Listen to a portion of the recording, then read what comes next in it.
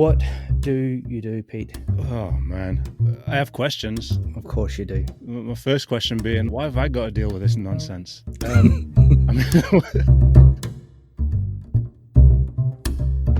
Hello and welcome to Rugby Coach Weekly podcast and a sidecast episode of the 80% Mental podcast with me, Hugh Gilmore. Normally, I'm joined by Pete Olusoga, and today he is here with me, ready to discuss today's topics. Pete, how are you? I'm not too bad, thanks. I'm doing all right. Pete, it's a bit of a change of seat for you. You're normally the lead on the podcast, and I have you in the hot seat today. How are you feeling about that? It is, yeah. I'm not going to lie, a little bit nervous being at this end, answering the questions instead of asking them. I feel like you've got the easy job today and I've got the hard job. Well, hopefully it'll stay that way. And I do intend to put a bit of pressure on you because I don't like how you've treated me in the podcast to date. So there will be a bit of vengeance in there. Oh, fantastic. How are you feeling? How are you feeling about our guest today, Pete? Really excited. I think we've got a couple of fantastic guests today. I know Woody from university, from Sheffield Hallam. Woody was one of my students a long time ago. And this is the first time that I've met Ross, so I'm really excited to hear what he's got to say as well. Yeah, so without further ado, I will introduce our wonderful guests.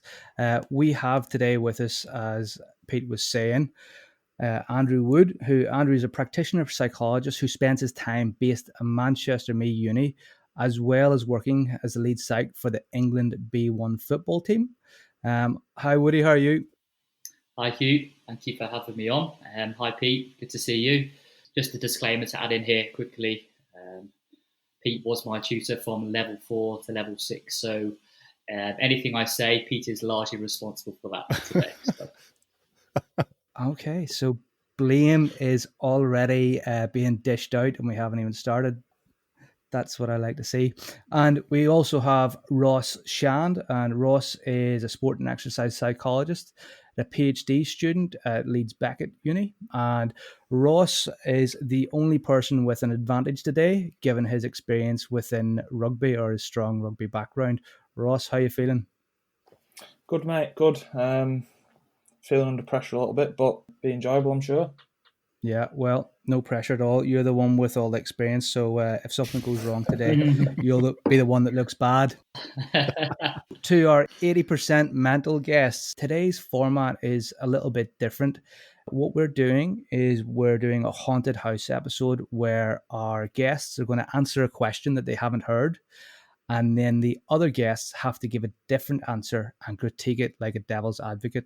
Now, this format was created by Dan Cotterill of Rugby Coach Weekly, and I thought it was such an excellent idea.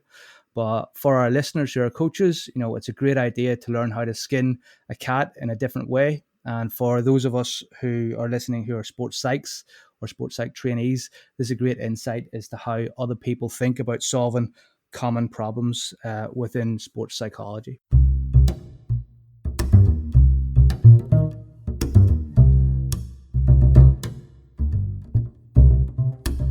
So without further ado, I'm going to pick a guest at random, and it's going to be Woody. The first question for you, Woody, is a 17-year-old is transitioning into the senior team in a rugby club. The senior team has a strong drinking culture. How do you, as a sports site, advise the coaches and teams about this issue? So I presume they're from like a development team, and the 17-year-olds going into the first team or the senior team. The first question is, or first thing I'm thinking about is, what are the legal parameters that we have to operate within? That's probably the first question, especially when it comes to drinking underage. But I guess legally they're not allowed to drink around the club. Whatever that actual legal act is, we'd probably try and make that as clear as possible so we know what we're working within.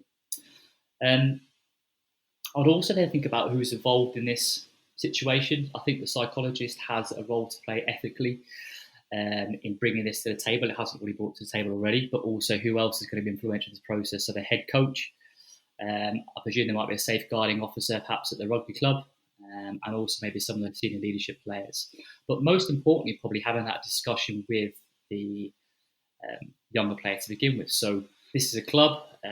What sort of things do we have in place that helps this player transition into the older group? There is a drinking culture. Factually, from what he said, I don't know whether it's a bad culture or a good culture. So that means exploring. It could be good in that it's been a part of the system for a long time. It's been adaptive, it's helpful, and it's really important to what the club stands for and managed really well. I guess on the flip side, it could be bad and detrimental, but it's felt like the norm and no one's challenged that so far. So that probably needs exploring as well.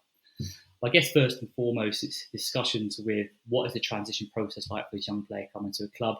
How they're 17, I'm guessing they're going to be quite impressionable. They probably know some of the older players, and we have to think about their innate tendencies to wanting to fit in.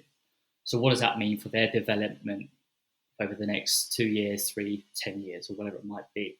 As well, I guess the parents will have to be involved in that conversation. And that's probably a conversation to have between the head coach, the player, and perhaps a sports psychologist as well. I think it'd be useful also to outline that conversation, some of the expectations about coming into this older age category around what we expect, what we can't expect. You'd also get some of their contributions in terms of what are their concerns, what they're looking forward to, and perhaps what are some of their doubts about this so-called drinking culture that might be coming into. But I guess that might be a side piece.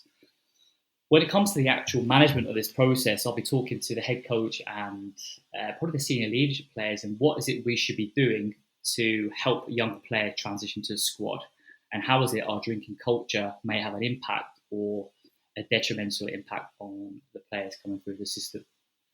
And I think it's really important to get the players and the senior leadership team, if there is one in the club, to buy into this and take responsibility. Because I think sometimes as psychologists, you feel like you're the one who should be policing this. But I guess this is going to be a shared responsibility in understanding what impact that culture could have on a player coming through.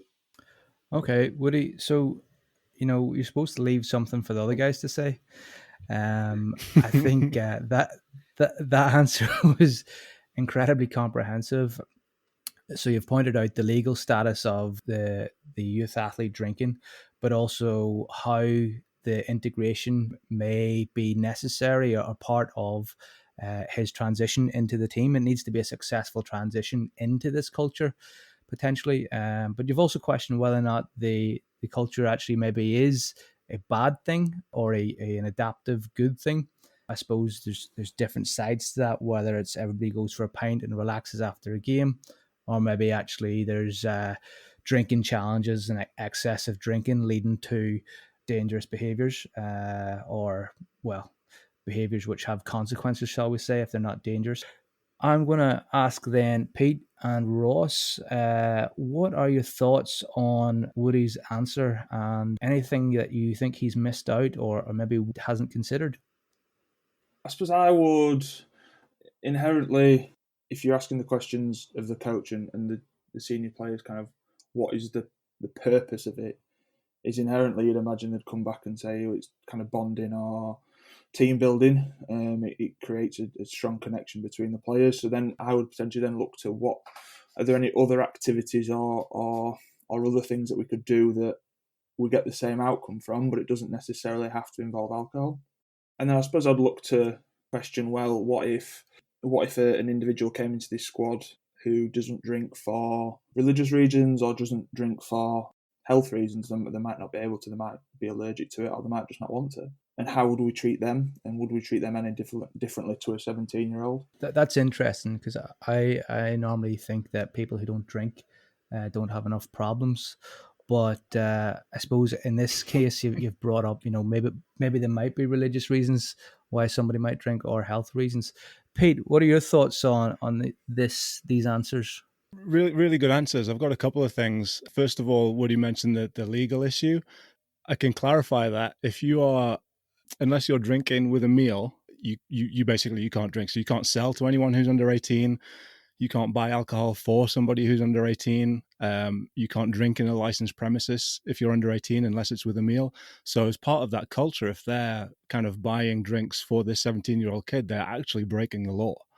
So just to kind of clarify that, that's something that the club would need to address. Woody mentioned the expectations of the athlete in making the transition. And if we go back to some of the literature, some of the research on transitions, the transition from being a junior athlete to a senior athlete is probably one of the most difficult career transitions in sport, maybe. Because if you think about what else is going on, they're leveling up in terms of the level of competition and practice. It's a critical time potentially in this kid's education as well. Kind of 17, 18, figuring out what he's doing. And there's the transition from adolescence into adulthood. And, you know, I remember being 17 and there was a lot of stuff going on there that had nothing to do with sport. So, you know, before we even get to the issue of this drinking culture, there's just so much stuff that's going on that we might want to look into with this kid to help them transition from, you know, make this transition from junior athlete to senior athlete. So I like the fact that Woody mentioned the expectations of the athlete. What are they thinking? What are they expecting? And there's a lot of individual level, I guess, interventions or strategies that we might use. Just basic coping strategies. You know, what's going on with this kid's confidence? What's he motivated by? His athletic identity. So, you know, how much does he buy into this kind of culture of him or her as a rugby player? So there's all sorts of individual level stuff before we even address the drinking culture. I like that Ross talked about this idea of, okay, well, what if we got a kid who's coming into this who doesn't drink for whatever reason? And that made me think about, did you guys watch the Last Dance documentary, Michael Jordan documentary series? Yeah. So when he transitioned from college to play for the Bulls, you know, he came into this culture, and how true or not this is, you know, I'll leave to the people that were there. But he talked about the fact that he didn't drink, didn't do drugs. And this was like the NBA in the 80s. So he was saying that basically the whole team was just like coked off their nut the whole time. And then that led to him being really isolated. So I think there are obviously those individual level things that we can do working with the kid, but the culture of the club itself, we need to address this. Like Woody said, is it a good culture? Is it a bad culture? What impact is that having? And, you know, can we make sure that somebody who's coming in at a young age doesn't feel isolated from the rest of the group? You know, can we implement like a buddy system, or like one of the senior players to be a mentor to this kid to make sure that they're brought into the group, whether or not they buy into the drinking culture or not? So, yeah, so a few things that I thought when Woody and Ross were talking there. I suppose, like, I'm looking at this and hearing these wide range of different views from Ross is rightly pointing out the fact that you may have to integrate somebody who doesn't integrate with that actual side of things to the athlete transition and the stage of that within their life. But then we've also got, like, legally, what's the right thing to do, because there could be serious ramifications here for maybe the club's licensing premise, the coach's safeguarding certificate. You know, it would only take a simple report to a welfare officer, and that would have to be followed through and due process carried out. Otherwise, somebody could effectively end up showing a lack of dutiful care over the individual or the athlete in this situation. What are takeaways here for the coaches? You know, if there wasn't a sports psych, Woody, you know, what would you be your top 3 things after talking about this that you would inform the coach of in a coach's language? Number one for me, which really stands out, is what is the goal of his role or her role? What do they want? What is the team's goal? Is it to have younger players coming through the system for long-term player development and also have that smooth transition in, so it's an attractive place for players who want to come, also to develop?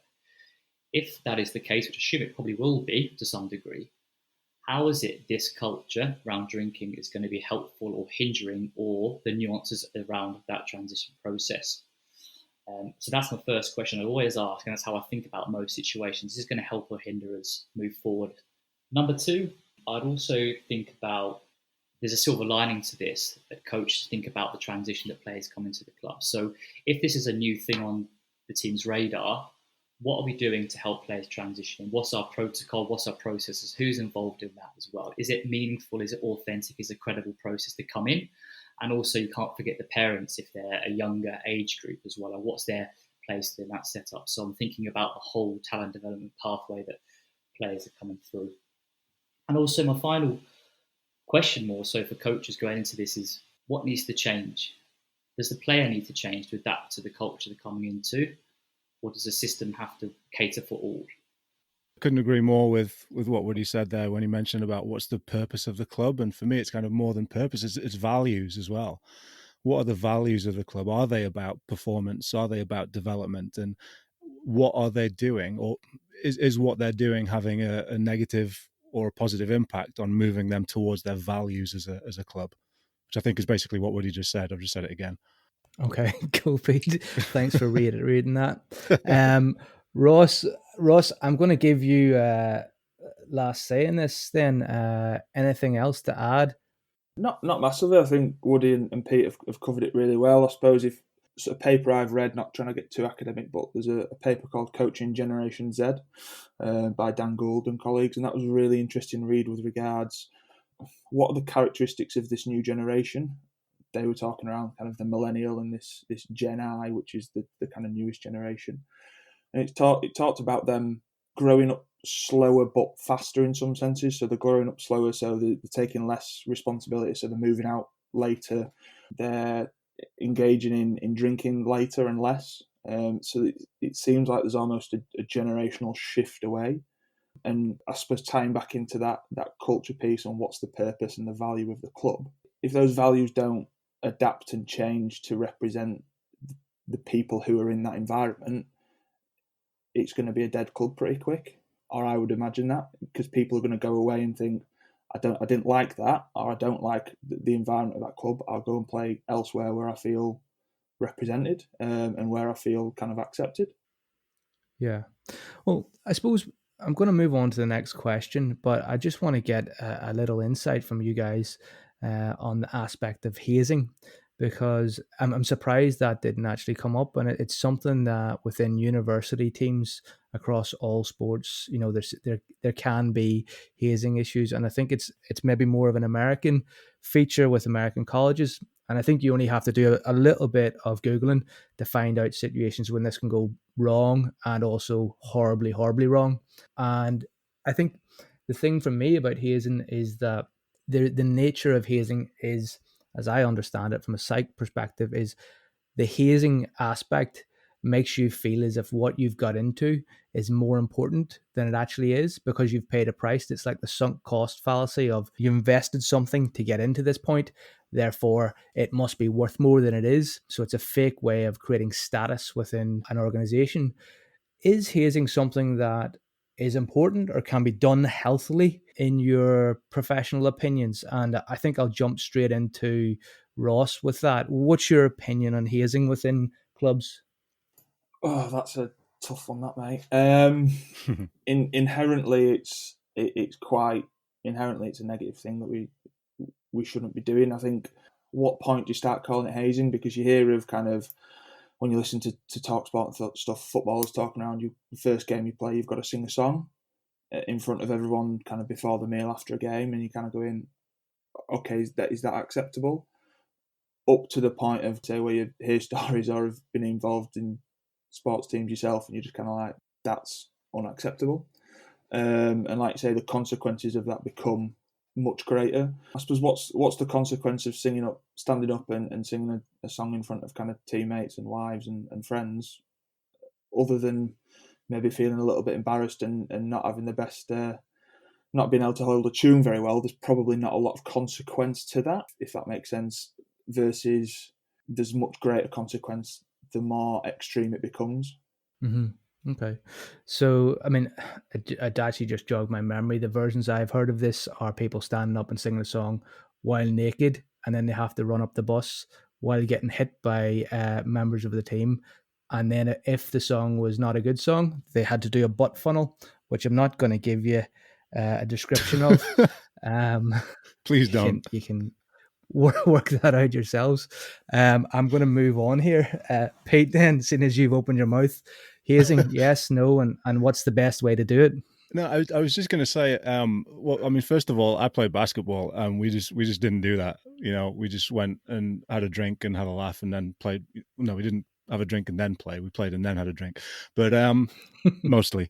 But it was more to Ross's point, really. He was saying about, what's the danger of getting up and singing a song and in front of the team. And I guess my response to that is that you never know what's going on with people. So we can think of that as something that's relatively harmless on a scale of singing to, I don't know, whatever at the other end, right? But we don't know what's going on with people. So you might be asking somebody who has an underlying anxiety disorder to stand up in front of a room of people and sing a song. We don't know what impact that's going to have. So personally, I don't think there's any need for it. I think it's silly, but then again, I'm the sort of person that just doesn't really enjoy practical jokes. So yeah, it was just kind of more to say that, really. You don't really know what's going on with people. So is there any level of hazing, if you want to call it that, that's really acceptable? Okay. Woody, any thoughts on hazing? So I'm 5'7" and I'm 60 kilos at best, so I've never been in a rugby team or experienced hazing to its fullest. However, I think this elements of hazing, I guess, share some of that sort of rite of passage that you get in a lot of other sports, other professions, where we've all been through that together. You were the first new person and you had to almost humble yourself, make yourself vulnerable to everyone, therefore that you put yourself out there and therefore you're in the squad. And I think there's definitely some merits in that. But again, like with anything like this, it's never black and white. There's nuances around it. And Pete mentioned some individual vulnerabilities that people might have. You don't know what's going on in people's lives. And I think it's just really carefully finding that balance when you're having these activities. Is there a purpose by it? Do we know what effect we're having? Are we managing it properly so we can control for those if people have got these issues going on which are underlying? So I think there's some merit in hazing or minor versions of it. But if balanced and moderated, I think it could be quite effective. Okay, so a different opinion then. I suppose to close up on that, my own view is that it's all well and good until it goes wrong. And I think that's where coaches need to be mindful of, like, what is the unspoken culture and how do we legitimize that and document it so that we know what we're approving of and also we know when we're disapproving of things. So if you're a coach that's experiencing that or that conundrum as to what to do, you could lose your coaching license if you're seen to be consenting to behavior that is abusive. So it's important to document what you have said or how you have dealt with these things. And similarly, as a psych, it's again important to document or at least create some form of player consent among what is acceptable and unacceptable behavior.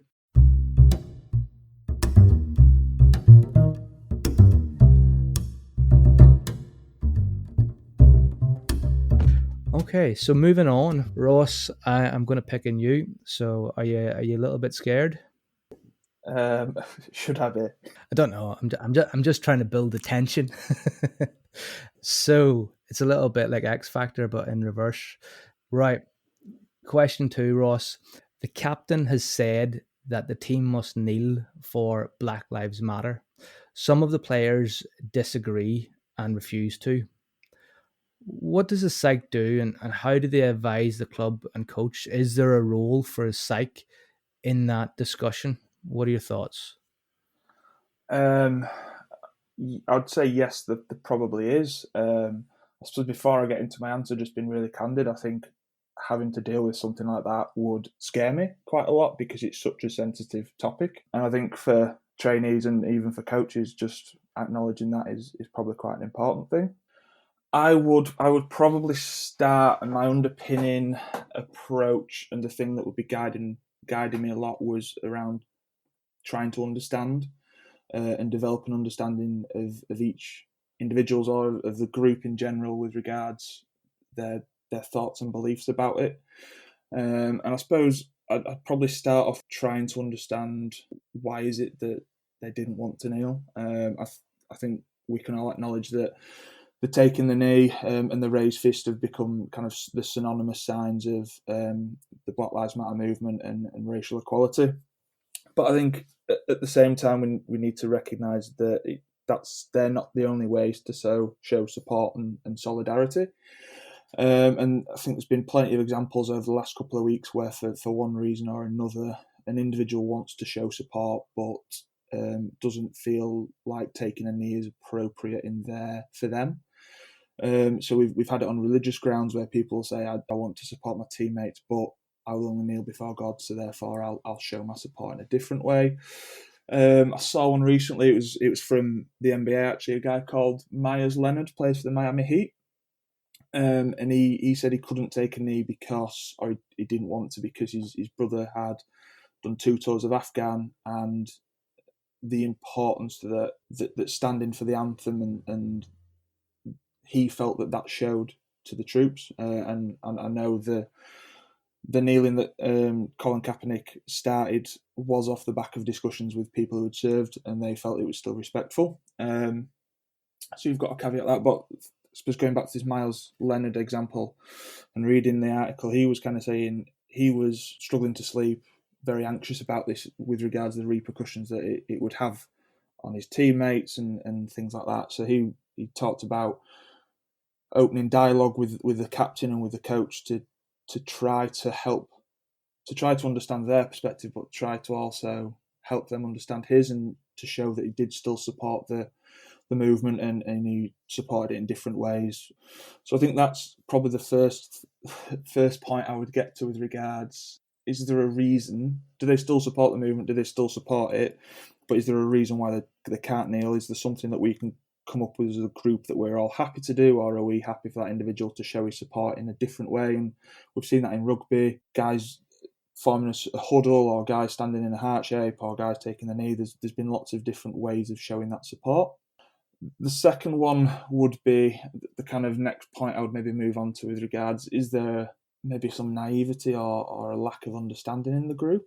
And I reflect on my own experiences growing up in a white town in the north of England, played rugby, everyone at the club was white, and recognising that there just might be some naivety in that decision, and how can we support that individual with regards if there are other members of the club that have maybe experienced some of the challenges that the Black Lives Matter movement is trying to raise awareness and change for, and can they share their stories? Or I suppose is there the opportunity to bring in an individual or organisation, almost an educational piece, and then on that you could maybe ask players to reflect together around how has this session impacted our thoughts and beliefs about that, and have we changed our position at all? And inherently you start moving kind of closer towards, if kind of step one's maybe not address the problem, if step two's maybe not address the problem, what are the values of that club and that organisation, and is that individual, is his individual beliefs and values compatible or incompatible with that organisation? And that's not a position or a decision that the psychologist makes, and none of this is just a decision or a position that the psychologist makes, but this is something that is a collaborative process, I would say. Okay. So what I'm getting from you there, Ross, is actually this is an interesting situation, that your primary position is that there needs to be a lot of understanding, both understanding of, why is the captain saying this, but also why are those not, and then getting, a safe space where people can actually voice opinions, understand, and also, maybe in a situation where there isn't a lot of diversity, that, there is a small rural club with very little diversity, and everyone's uniform in their experiences and upbringing. Maybe there is something to be done there in terms of an education piece, to help them see things differently. I suppose the interesting thing that I haven't done in this scenario is I haven't stated the color of the participants kneeling or not kneeling. And again, you've mentioned different. Sorry, I was going to say I was going to ask that. I was going to ask, is the captain black or not? Yeah, so I mean, it's an interesting thing, because I didn't state that, because I know there's been the examples you gave of black players in other sports not kneeling. So I thought that was just an interesting bit of messiness in trying to understand the situation. So Ross, I'm going to move on to Pete now. Pete, any views on Ross's answer, and also how would you deal with that in a different way?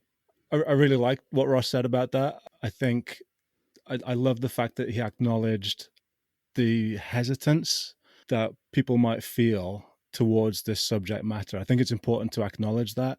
A lot of people would shy away from it. A lot of practitioners, psychs, coaches would shy away from it. The kind of obvious response is, well, let the players have a meeting and talk it out, and I'm just going to stay away from it because it's uncomfortable. Because conversations about race and racism are uncomfortable, right? So we just leave them. But I think this is an opportunity in this particular scenario. It's the sort of thing that it transcends sport, really. And I think we have to ask ourselves as psychologists, what is our job in this situation? Are we about performance? Are we about well-being? Or is there an opportunity for us to make a difference in terms of, personal growth and development? Ross gave a few reasons of a few examples, of reasons that players have for not taking the knee or not kind of showing their support in that particular way. And I don't know whether it's our job to explore those reasons or not. Perhaps it is, perhaps it isn't. I think in some of the examples there have been misunderstandings of what the movement is and what it's about. So maybe there is an opportunity there. I think the reason I asked whether the captain was black or not was because I think that might make a difference. I'm not sure, but I think it might. I think it's really important for us as psychologists, psychology practitioners, to be aware of some of the bigger picture stuff and to educate ourselves and to learn about it and to understand it. Not just the Black Lives Matter movement itself, but all of the stuff that surrounds that for black players, for black athletes and black coaches. So we've heard black athletes speak out on racism before, but that carries a weight that just isn't the same for white athletes. I'll give you an example. So LeBron James spoke out about racism and was kind of hammered by the media because he's a black athlete. He just needs to shut up and dribble and just, he shouldn't have an opinion on politics. Whereas Drew Brees, a white quarterback, said the same thing, came out and had an opinion and, was lauded for that, having an opinion on political issues. So it just kind of illustrates the racism that black players and black athletes and black coaches have to deal with. And all of the stuff that's gone on in the last several months since the murder of George Floyd, the Black Lives Matter movements, like all of that stuff has an impact. It had an impact on me as a practitioner. That affected me personally. And we don't acknowledge that. We don't discuss that. So I think the actual determining whether or not the players kneel or not, that it has to come down to personal choice. It has to. You can't make people support a movement. But I think it's, as Ross said, it's an opportunity for the whole team. And by the whole team, I mean everyone, the coaches, the support staff, everyone, to discuss this issue that's bigger than sport. It's bigger than whether to kneel or not. It's about coming together, sharing stories, and developing that deeper level of understanding between everybody in the club. I think it's an opportunity. It's one that would be difficult for a psychologist to go in and deal with for all those reasons that Ross mentioned. But I think it's important that we embrace that discomfort and go with it. It's bigger than sport. Okay, cool, Pete. Thanks very much for your views there. Sorry, that was a really long answer. Sorry. Well, no, I mean, I think it's an important topic, and it's also something that people will find challenging. And I think it's interesting the weight that it does carry on people who choose to speak about it. Something I'm thinking on reflection on your answer and Ross's answer so far, and we've still to get a bit from Woody, is that, there's part of this is that, you have to play it safe, but also you have to play it well. And there's two different things. One is, making sure you do the right thing, but also the other thing is like, what's going a little bit further, what's maybe pushing this on to, making, sport and the environment a better place. Because I think it is a hot button topic and people can make mistakes in this, especially in the cases of their own personal naivety or their own personal non-understanding of it. So I think it is something that people are nearly afraid to speak about or talk about for fear of getting it wrong. So yeah, Woody, what are your thoughts there? Two deep answers. Yeah, wow. I think the opportunity element Pete mentioned is really clear. I think it's an uncomfortable, but takes some courage to see this as an opportunity to move forward and have those difficult conversations. And also like the idea of Ross about having some exploration, some education around this to provoke reflection from players, not tell people what to think, but reflect upon what we're doing, what's happening more broadly. And I think that's really, really powerful.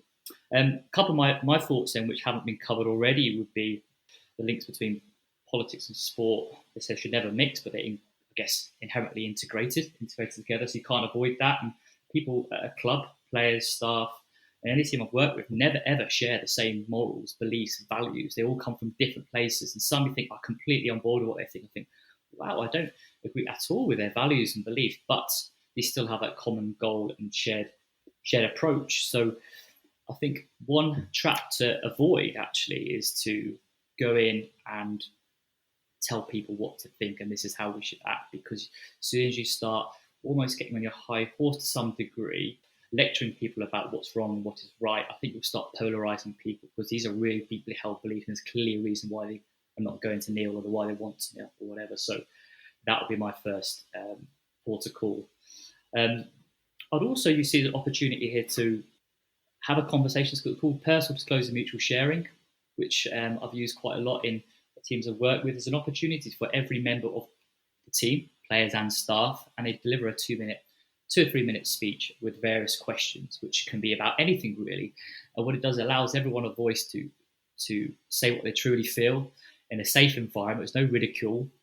And I guess it allows people to better understand one another. So if Ross and Peter are in my team and they haven't knelt or they have knelt or whatever, I understand who they are, what their reasons are and why they've done that, and vice versa. So it just allows that better understanding. And what it is, it's great because people get really nervous about delivering that 2 minute speech because they're putting themselves on the line, and then people respect that.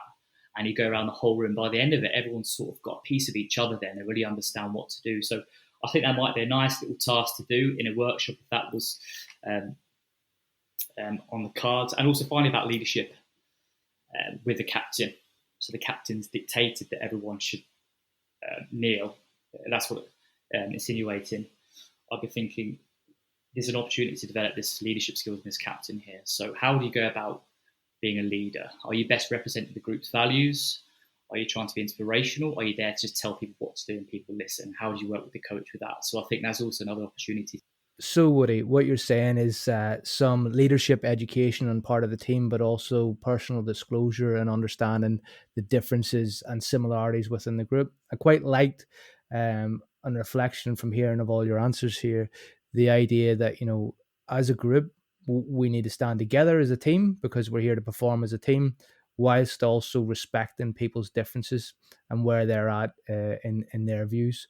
I think, you know, anytime you've got conflict with any system, it's always useful to find a point where you're aiming for the same thing, because you, even within a coach-athlete dyad of two people, they might have different views, but actually both should be aiming for a better performance for themselves or the team, and they can unite around that common goal.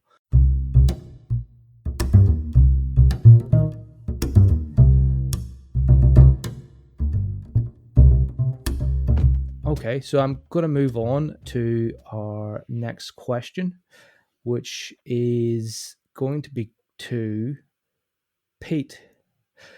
A verbally abusive committee member constantly berates the team and staff members at trainings, but they're friendly with the manager. So you've got this sideline committee member effing and jeffing at the players, the staff, whoever, but they're mates with the manager. It's causing an underperformance in training, and attendance is dropping a bit, and you notice the morale go down. As a psych, how do you play this?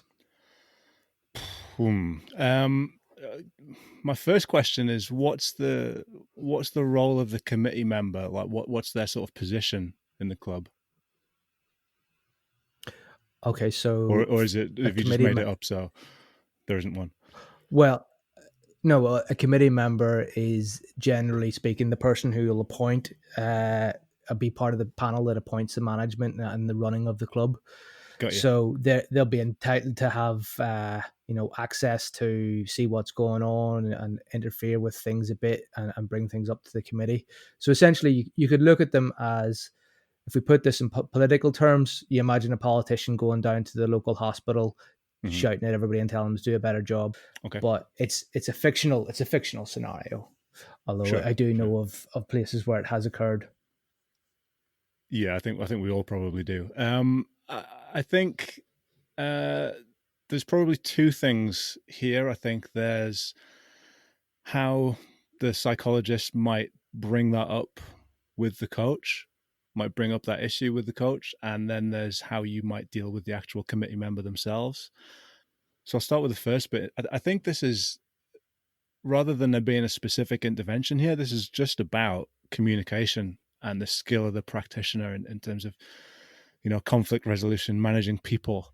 So I'd approach the manager first of all, I guess, as the psychologist. That's probably who you've got the closest working relationship with. And it's how to bring it up, well, this is the job that you've asked me to do, to come in and get the best out of athletes and performance and, performance enhancement, well-being, whatever it is. And if I feel like if I didn't raise this issue, I wouldn't be doing the job. So, I just have an observation about something that I've noticed. Do you mind if I share that observation with you? And you're essentially kind of getting permission from the manager to raise this issue that you've noticed as a psychologist. You've noticed this recurring pattern. It seems to be having an impact. What do you think about that? How does that land with you? You're not telling them what to do. You're not telling them what they should do or how to deal with it. You're just saying, I've made this observation. What do you think? How does it sit with you? And I think it's important to do that. Avoidance is pretty common when it comes to conflict resolution. Well, how do I resolve conflict? Well, I just shy away from it. And the reason I asked the role of the committee member was because that's especially true when there's a power imbalance. So if this committee member's got a lot of power over the club, if they're involved in hiring and firing, the common strategy would be to just, okay, well, I'm just going to leave it alone. So I think it's understandable, but I think it's important for the psychologist to help the coach approach this. Again, in terms of addressing the actual committee member themselves, for me, it's just communication techniques. It's making sure that we are valuing where the other person's coming from, because it might be that what they're actually doing is trying to help. They're trying to help motivate. What's the function of the yelling and the shouting and the berating the team and staff members? It's quite possibly coming from a place of, I'm trying to help the team here. Simple things like we should avoid that accusatory type language. You're hurting the team with what you're doing. You're coming in, you're kind of berating the team. It's having this impact. We can avoid that, because all that leads to is just defensiveness. And we should try and be, I guess one technique is to use I statements. I feel like you're maybe trying to motivate the team to do better here, but I'm left frustrated when I see the impact on the team. The team isn't responding to it. How can we move forward? So again, you're kind of, it's a collaborative effort rather than just accusing somebody. So it's all about those kind of communication skills and how you might address and how you might approach this type of situation.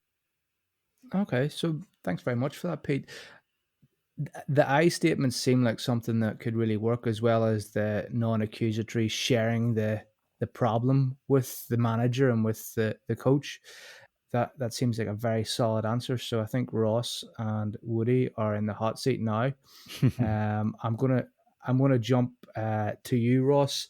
What are your views on this, and how would you deal with this? Yeah, I suppose maybe building on kind of Pete's answer a little bit, and this maybe coming from a well-intentioned place, and that individual maybe just not being cognizant of the impact it's having. I suppose twofold. You could maybe add to that twofold. One is could you collect some kind of statements from the players with regards this is the impact it's having, and provide that back. I suppose another one is almost kind of, obviously this is with permission and consent, but kind of record that interaction, and maybe that individual just needs the opportunity to listen back to what they're saying it and how they're saying it, to actually have that time to reflect and go, God, yeah, that's probably not really helpful. Like I say, it can be the best of intentions, but you don't necessarily understand the tone in which it's delivered isn't in line with the intention, if that makes sense. So maybe that might be if you were to do an intervention, that might be a way of trying to raise that self-awareness with regards the individual and their communication styles. Also trying to think is like say from a motivational perspective, he's trying to do his best to maybe help, but he's hindering. But could you give that individual a role within the team? And I know that it might be, technically does as a committee member, but a more immediate role either on a weekend or at training with regards. Therefore, he's bought in to that team. He's part of that team, and therefore he's now kind of responsible for it. He's on the inside rather than on the outside. So therefore, there is accountability for his actions as well. Then, so therefore, if he's detracting from the team, he's then detracting from himself. So that if you were to go down more kind of intervention routes rather than just communication, which I completely agree with Pete, is vital. Okay, so I think I quite like that idea of bringing him in and getting him involved, giving him responsibility and accountability, and then that way he's playing a bigger part. Woody, what is your thinking? You've had two answers here. What's been missed out, and what have they said that's wrong? Two really good answers, which sadly I buy into as a response. But if you're going to challenge me to say something different, then there's things going on the sideline. Some are being critical of the sideline, and the players are feeling poorly motivated. They're feeling hurt by the comments, demotivated. So attendance is dropping, and therefore performance has dropped. And what came to my mind then, listening to that, was a comment that a colleague made to me. I think it's from the late Ken Ravitza. Says, "How bad an athlete do you have to be for the conditions to be perfect you're playing?" So what you could do is flip this. Not that I don't think I would take this approach first, but you could completely flip this and go to the player and say, "Look, what's going on here? Is this really the reasons why you're not coming to training? You're feeling like you're hard done by?" Because having critique from someone on the sideline, having your ego hurt to some degree, and being evaluated by others as part and parcel of elite sport and sport to some degree. Not to say that all of it's okay, but that is sometimes inherent. So let's think about how you could better manage your emotions. What are the things you're telling yourself? How do you behave to be able to better manage that? Because there may be 3 or 4 players in teams who don't even know there's a commotion on the side of the pitch. They're just playing. They're just getting through it. What sort of skills are they using to try and develop and overcome that and forget about it and just play on with the game? And how can the other players do that as well? So there might be an opportunity here to challenge a player and say, look, how are you going to train under those conditions? Because we know game situations will be similar, often maybe more pressurized, more demanding, more critical. And that's something you're going to have to get used to if you're going to be an excellent player in the future. So that might be just a flip side to working with this as well. Okay, so that's a different viewpoint in terms of actually not changing the world, but changing the person in the world. Quite like that. It nearly aligns with REBT a bit, which I know you're fond of.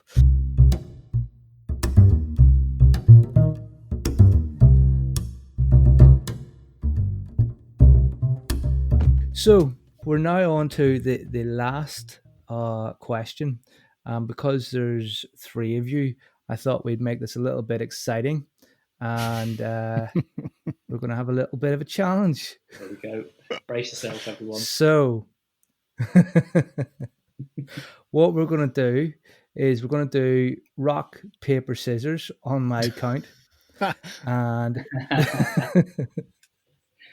and the odd one out is going to get hit with the question. So bear in mind that I can't see all of you, so I'm just going to have to take your word for it. So I'm setting myself up. You have to trust that integrity. Is it on 3, Hugh, or after 3? This requires clarification. Now, already we've been talking about communication in this podcast, so I'm going to be very explicit. On 3, I want you to release your hands to victory. Really? I might need to edit that out and put in something better. Yeah, I was going to say that. Hands up. Right, okay. So, hands up. Show me your hands. And ready? On 3, 1, 2, 3. Okay, it's a tie. We've got rock, paper, and scissors. Okay, so Pete came in. Pete came in with scissors. Ross came in with paper, and Woody came in with rock. So we're going to go again. Hugh, just to say, there Are might we- be a delay in the visuals. I actually went for scissors. Oh, you're right. You did. You're. Yeah, I mean, this has gone really well so far. Right. Okay. So what I'm going to do is that instead of doing this, I'm just going to bully Pete. So Pete, you're up. Okay. Sorry. I thought that's what you should do, but I wasn't quite sure. Great. Is this some sort of revenge? Is this for putting out the 80% mental trailers with you on them? Yes, it is a little bit of revenge for how you treat me on the 80% Mental podcast. So, are we ready? Question Go 4, for Pete. The players get fined for being fat after returning from off season. One of the better players refuses to pay his fine. After months of the club chasing him and saying, you need to pay this fine, you came back fat, a little bit tubby, and this is obviously a professional club where the players are paid, and it's a hefty enough fine. The player refuses to pay, keeps delaying this, and then after a while, the club's just like, oh, forget about it. And as a result, that then sends ripples of discontent among the player's body. People are pissed off. Why is he not allowed to pay his fines? We've all paid our fines this year. This is unfair. What do you do, Pete? Oh man, I have questions. Of course you do. My first question being like, why have I got to deal with this nonsense? I mean, no, I mean, we've actually seen this, I think, in terms of some of those fines or clubs that issue fines. So was it, you correct me if I'm wrong, any of you guys, but was it Chelsea? They leaked the list of fines that their players had. I think Real Madrid did the same. So it was like, I don't know, like €1,000 for not making weight at like weekly weigh-ins, I think they had. And like, €1,000 is a fairly hefty amount, but if you're on 250,000 a week, it's not really that big a deal. I guess the point is that it's not uncommon to have this sort of fine structure at clubs. Other questions: has the psychologist worked alongside the nutritionist? So have the nutritionist and the coach agreed on this strategy? I guess. Sorry, I just knocked my microphone over.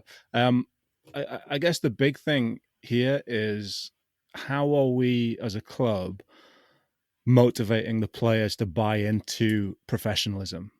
Because that's what this is. It's kind of going away for the summer and being a professional and maintaining, health and weight and, this team culture. How are we motivating players to do that? Are we threatening them with punishments, or are we giving them rewards for coming and making weight? Because we know that those two things have slightly different outcomes. If we're motivating people to do something, to take action, what the research says is that rewards are generally more effective than punishments. But if we're trying to stop people from acting, if we're trying to kind of stop a behavior, then actually punishments seem more effective. So I don't know what this is. I don't know whether making weight is like an action, like following a healthy diet and nutrition plan over the summer, or whether it's trying to stop people from acting, like, put down the donuts. Can you tell how well I'm just dodging the question here? Yes, you're doing a terrible job. Thanks. This is a horrendous answer. I'm going to actually push you, give a proper answer, and not sort of ask questions and hypotheticalize the entire world around it. I mean, I don't know. I have no idea what I would do. I genuinely have no idea, because it seems like a ridiculous situation to be in. The club has essentially imposed this structure and then given in. And like, what are you supposed to do? Are you supposed to walk that back, insist on fining him, fire him for not buying into the team culture? I mean, this is like, we've learned a lesson. This isn't working. Like, all it takes is for one player to refuse to do it. they've kind of shown us up here. We literally can't stand by it. So the club's in an impossible position. What are they going to do? Insist on the fine? Here's what I'd do. I'd get the team together and I would get them to decide themselves on an alternative punishment.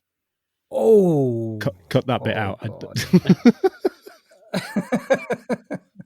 Cut that bit out.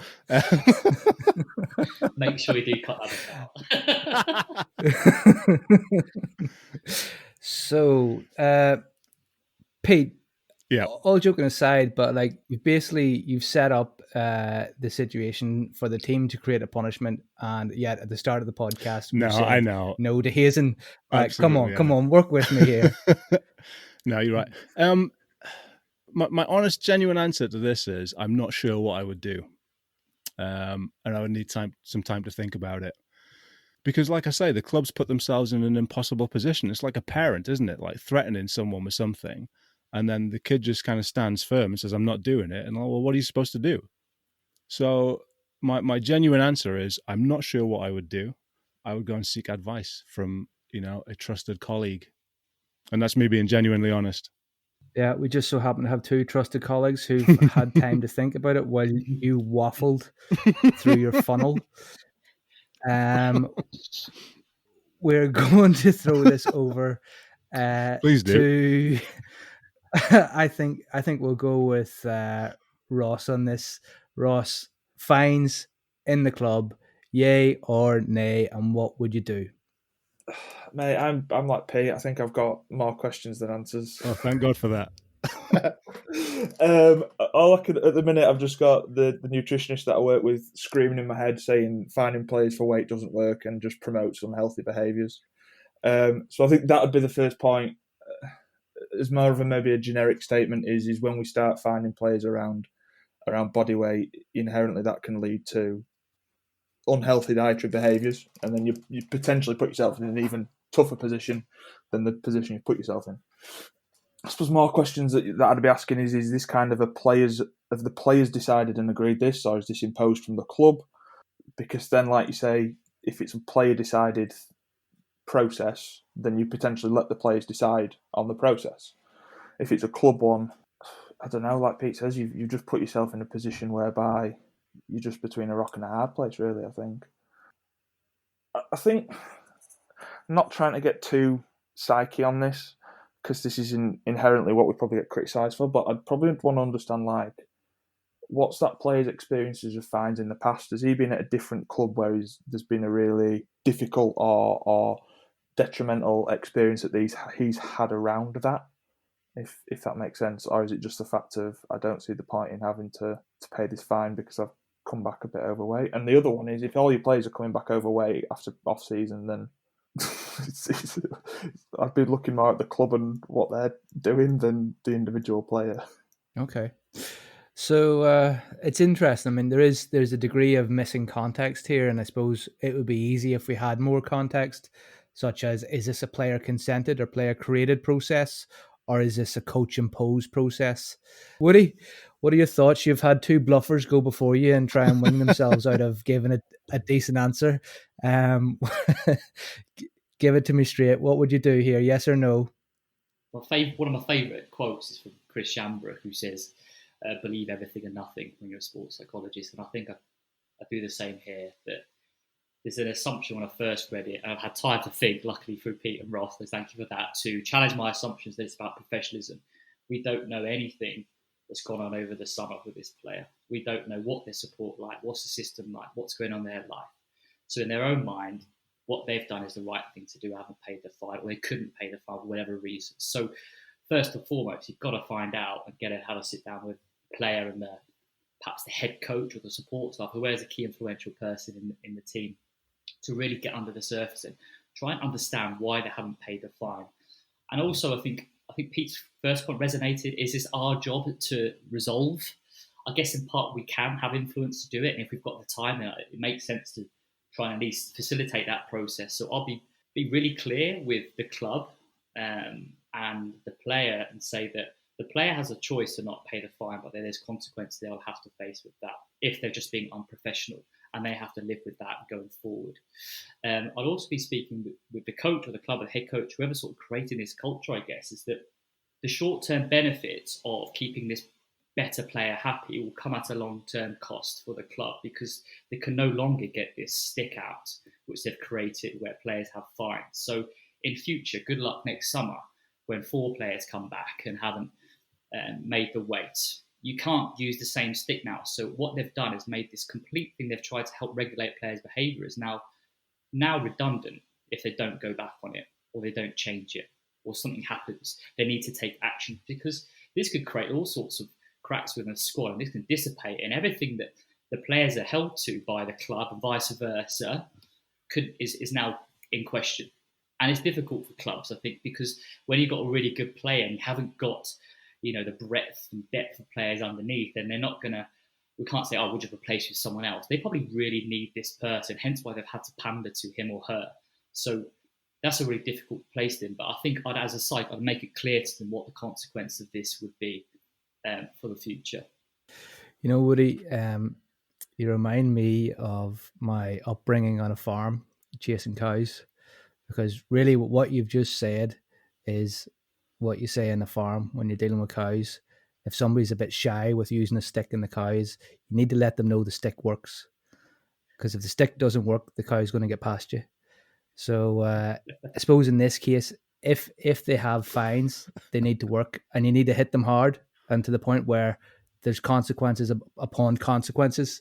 But you're right, like the dissipation through the team, that's an amazing process. But you've also highlighted the reality of what's going on between the players' ears, what's happened over the summer. And I quite like that quote you used of believe everything and nothing. So I suppose to close up on that, we've got a varied degree of answers as to whether or not you should even use fines and the consequences of that. And then if you do use them properly, hit them hard and no forgiveness, and even have consequences maybe for them not being paid. Again, a secondary consequence. Is there any thoughts on that, Woody, to finish up there? Yeah, just a thought on that. I gave that answer because I think, the stick is a common approach used in lots of organisations. I constantly have this battle of thinking, how can we best motivate the players? Because it's not like a new problem, is it? Players being engaged within their physical support and engagement with the programme. It's just an ongoing thing. So you're always asking yourself, how can we better create an environment which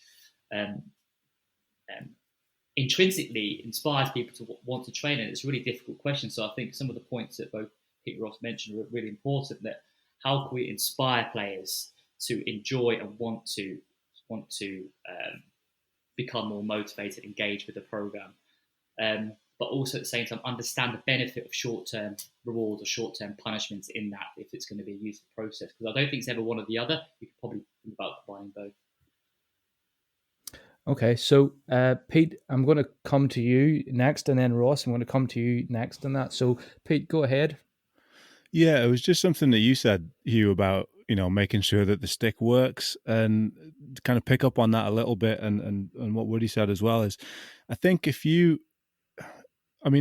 Ross said that fines for weight management don't work. We know that, but if you are going to have some sort of policy whereby you're fining players or there's some sort of consequence, you need to be prepared to go to those lengths. You need to be prepared for those consequences. So, if you have a zero tolerance policy for something at your club, you need to be prepared to fire players, to fire members of staff, to let them go. You need to be prepared for that. It can't be a case of, which is exactly what this situation is, really, isn't it? One of the better players, well, because they're a better player, we need to let them go. So if you are going to have that zero tolerance, and this goes for anything, that zero tolerance strategy or policy, then you need to outline exactly what that actually means and be prepared to stick to it. Otherwise, it's meaningless. Yeah, it just kind of came to me there thinking, so we're measuring weight of players on there as they leave the club and as they come back to the club after the summer break, and we're equating a change in weight to a change in physical condition, I assume. So if they've put some weight on, they're less fit. But I suppose my question is the measurement tool correct and accurate? in the sense of they might have put weight on, but it might be muscle mass. They might have been smashing the gym. And I know you can see it. We've not got necessarily, you can see it visually, can't you, if someone has or not. But is the metric of weight accurate enough to assess a change in physical condition? And what's the amount of change that's acceptable? Because inherently, if they've gone from, say, doing 4 sessions a week and playing on a weekend, so the potentially somewhere between 5 and 6 sessions, or 4 and 5 days even of training a week, to 1 to 2, then there's going to be a change in condition anyway that we should have probably planned for. And so what's the acceptable limit? And is that an unrealistic limit in the sense of like, you've got to come back what you left it? Well, if they're not training that much, they're not going to. Like you can't expect, like you've got to give them some time off physically and mentally. And if you're going, you've got to come back in at, you left at 100 kilos or you left at 80 kilos, you've got to come back in at that. Then you're creating a problem for yourself because you're creating unrealistic boundaries, I guess, in the sense of they're always going to fail. And B, you're not giving them any time off to go and enjoy themselves. And inherently, the things that we maybe enjoy food and drink wise maybe aren't always the most healthy. And so that's just where I kind of gone with my head with regards, like, it comes back to Pete's point. You've made a rod for your own back, and you've set yourself up for failure because you're using a tool that is always going to create this problem. Just thinking about the measurements of weights and coming in, and I think it's interesting that what's the point of that assessment? That's what we're asking. What do we want out of that? What is that indicator of? I guess it's readiness to return back to play after a summer of gluttony or whatever it might be. So I think it's about, I'd be suggesting, what's a better rounded way to assess that from people coming back rather than just one assessment, if that is the only thing, because like you say, it's just one metric. Also things takes me back a bit. I'm playing devil's advocate myself again here, that is there a team where we can allow individual differences in their behaviour to facilitate performance? So we don't have to have every player with the same rules and regulations. How can we be more individual, specialised to each player? This is how they perform the best. This is what they need for their programme. This is what their off-season looks like. And I guess to better consider the individual rather than just having a blanket rule for everyone. I'm going to go back to that Last Dance documentary. Was it Dennis Rodman? It was a bit of a marauding around, going to Las Vegas. But the players in the team knew that that's how he best functioned, but he always performed well on the pitch. And they just had that understanding that that is how he best performed. But you knew that when he got on to the court that he would give it 100%, and that's what he was about. And I'm not saying that's going to definitely be the case here, but there's some consideration of that as well. So it's like challenging the assumption that we have to have these blanket assessments for players coming through. Pete, go ahead. I'm sure you have some thoughts on this. I was actually going to say, we've given 3 answers here, which are, well, here's what I would have done in hindsight to make the situation not happen, and here's what I would do in the future to change the situation. But we haven't really addressed what we would actually do. And I know this isn't the game, but I just wondered what you would do. Me? Well, I suppose this is my turn to waffle, is it? Just because it's genuinely quite a tricky one, and we've all kind of danced around it a little bit. Yeah, so I've actually been in a situation where I was part of a team where the manager said that the players had to achieve below 14% body fat, and they had to get skin fold calipers done every 3 days. And if the players weren't losing body fat or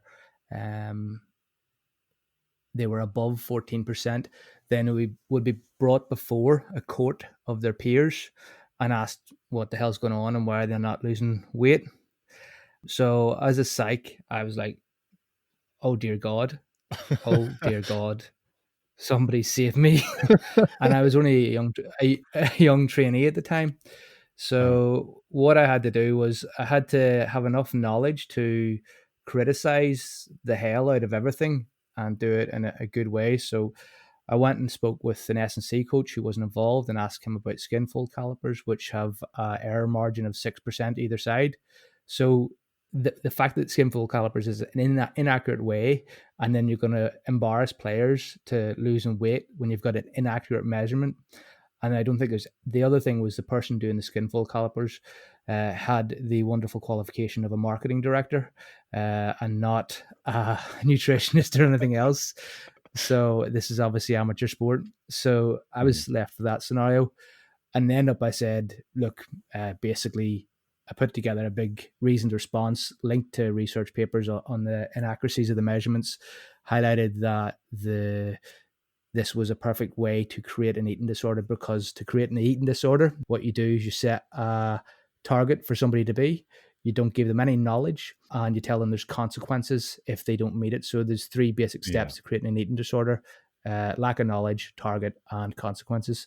And that's what he'd done. So this person had created the perfect scenario for creating an eating disorder. So then I was like, look, here's my thoughts on it. And also don't think I can stay here and be a part of this. So I walked away. It was my second year at the time. And I did leave in good terms. But I think it's like I had to do my piece to highlight the problems and know that I had done the right thing and documented it.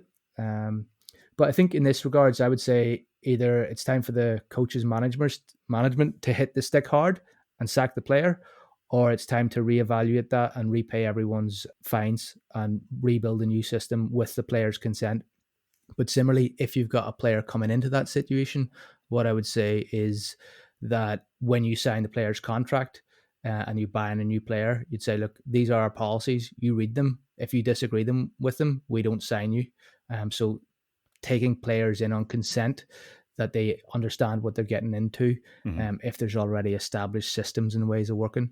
So that will be my approach. And again, my approach would be lay out the pros and cons to the management team and say, you can choose this or you can choose that, but by God, choose one. Don't sit with your bum on the fence. So that would be my view. Any thoughts on that, guys? Any criticisms there? No, I think if you're not going to walk into Real Madrid, are you, and just immediately and say, this isn't how you do it. You need to change right now, because you're just going to get kicked out of the room straight away. So I think, your approach is a good one. Do the research, lay it all out. This is what I think. Take it or leave it. And it's hard for a psych, especially a young psych, I guess, who's trying to make a name for themselves, to be prepared to walk away from something that doesn't sit right with you. And I guess that's a question that people are going to have to ask themselves. That's coaches and players as well. If it doesn't sit right with you and your values, are you prepared to walk away from it or not? I don't know what the answer to that question is. I don't think there is one, but it's just a kind of something to think about. I think what's interesting about that is I could walk away because I was at that point voluntary. But if you were an employed psych in a professional rugby team, you've got a mortgage, maybe you've got kids, you've got family, you're paying off that lovely sofa from Argos or IKEA or wherever you got your sofa from. And it's a case of, are your values worth more than your sofa? Yeah. And that's what I get mean. into tricky territory there. Yeah, that's what I mean. There's no right or wrong answer. But I think for anybody involved in sport, it's a question that's going to come up time and time again. Is what I'm doing in line with what my personal values are, and what am I prepared to do and not do? We just need to be prepared to at least ask ourselves that question rather than ignoring it and pretending it's not there.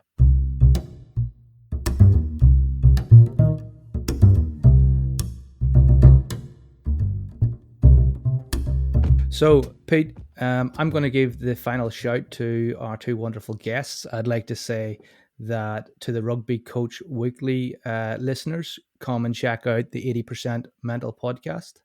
And to the 80% Mental podcast listeners, I'd like to tell you, go and check out the Rugby Coach Weekly podcast.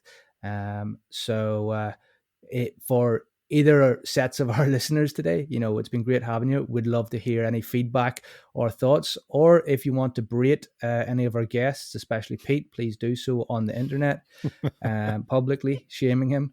I find it's good value behavior. But firstly, Ross, thank you very much for coming along. Can you tell me, Ross, how can people get in touch with you if they want to get a handful or a bucket of your lovely expertise? So easiest way is probably via Twitter. So my Twitter handle is just @Roshand. Okay, cool. Thank you very much, Ross, for coming on today and giving us your expertise. Woody, where can our listeners find out more about yourself? Best way, if it's going to be a long query, then andrew.wood@mmu.ac.uk is typically probably the best way to contact me. It's a short, snappy Twitter with the least professional tag. It's @Woodington89. Okay, cool. Brilliant. Well, guys, it's been wonderful having you on. Pete, for the Rugby Coach Weekly listeners, where can they get a hold of you at? Best place to get a hold of me again is on Twitter. So @Pete Olusoga, it's OLUSOGA, or @EPM Podcast. Twitter's probably the best place. I'm on there far more than I should be. Right. So lastly then, I'd just like to thank Dan Cotterill. Dan, we have come into your ears and wrecked your podcasts. I hope the haunted house has been left in one piece, that hopefully you will have more people come on board. I know our guests have been a little bit scared about this, and we've hit them with some hard questions. So thank you for letting us come into the haunted house, destroy the place a bit, and hopefully we haven't ruined your podcast. Yeah. Thanks very much, Dan. And that's us.